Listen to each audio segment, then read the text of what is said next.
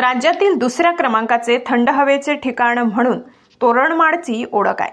तोरणमाळ जाण्यासाठी असलेला घाट रस्ता आणि सातपायरी घाट परिसरात अनेक ठिकाणी अतिवृष्टीमुळे पावसाळ्यात रस्ते खचले होते। मात्र 4 महिन्यापासूनही रस्त्याची दुरुस्ती न झाल्याने या परिसरातील नागरिकांनी आणि पर्यटकांनी जीव धोक्यात घालून या रस्त्यावरून प्रवास करावा लागत आहे। गेल्या 4 महिन्यापासून रस्ता दुरुस्ती होत नसल्याने पर्यटकांमध्ये नाराजी दिसून येत आहे। तोरणमाळ येथे गुलाबी थंडीचा आनंद घेण्यासाठी हजारो पर्यटक येत असतात। मात्र गेल्या पावसाळ्यात या परिसरात झालेल्या अतिवृष्टीमुळे अनेक ठिकाणी रस्ते खचल्याचे समोर आले होते। मात्र संबंधित बांधकाम विभाग याकडे दुर्लक्ष करत असून या ठिकाणच्या रस्त्यांची दुरुस्ती 4 महिन्यापासून न करण्यात आल्याने पर्यटकांना जीव धोक्यात घालून प्रवास करावा लागत आहे। या परिसरातील हजारो नागरिकही या धोकेदायक रस्त्यांवरून प्रवास करत आहेत। रस्त्याच्या बाजूने खचलेला भाग आता रस्त्यापर्यंत खचत असल्याने हे रस्ते अजूनच धोकादायक झाले आहेत।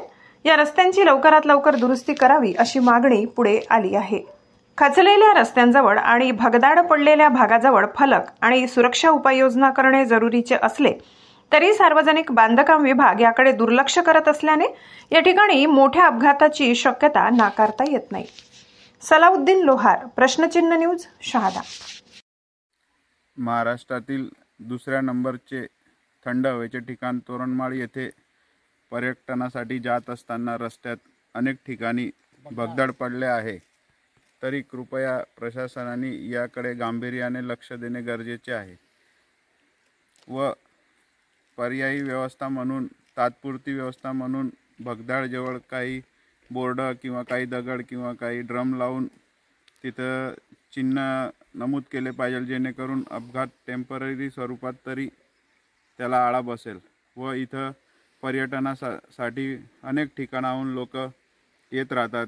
त्यांच्यासाठी हा रस्ता नवीन असतो, तर त्यांना त्यांची जीवितहानी होऊ नये याच्याकडे प्रशासनाने लवकरात लवकर लक्ष देऊन हे सर्व भगदड क्लिअर करावे व प्रशासनाने याकडे गांभीर्याने लक्ष देण्याचे गरजेचे आहे।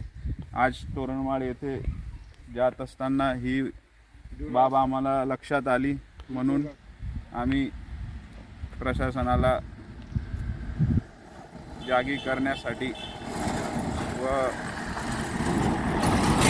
जीवितहानी टळू शकते